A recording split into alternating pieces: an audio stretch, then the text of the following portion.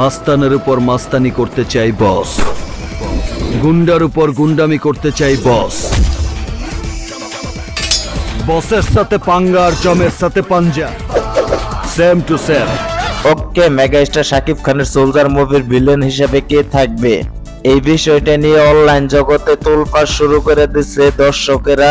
তাহলে মেগাস্টার শাকিব খানের সোলজার মুভিতে মেগাস্টার শাকিব খানের বিপরীতে ভিলেন হিসেবে কাকে দেখা যাবে সবকিছু জানতে পারবেন আজকের ভিডিওতে। তাই ভিডিওটা ধৈর্য ধরে সম্পূর্ণ দেখুন। ভিডিওটা শুরু করার আগে ভিডিওতে একটি লাইক করে দেন, যারা চ্যানেলে নতুন আছেন তারা চ্যানেলটি সাবস্ক্রাইব করে দেন। চলেন ভিডিওটি শুরু করা যাক।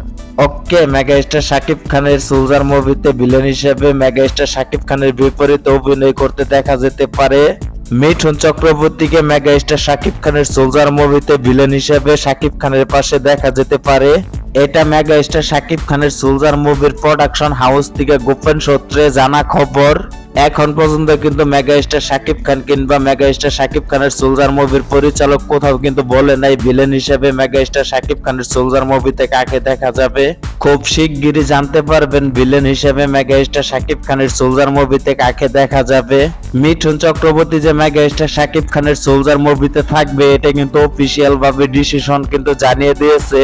এখন দেখার পালা এটা যে মিঠুন চক্রবর্তী মেগাস্টার শাকিব খানের সোলজার মুভিতে ভিলেন হিসেবে থাকবে নাকি কোনো অন্য কোনো ক্যারেক্টারে অভিনয় করবে।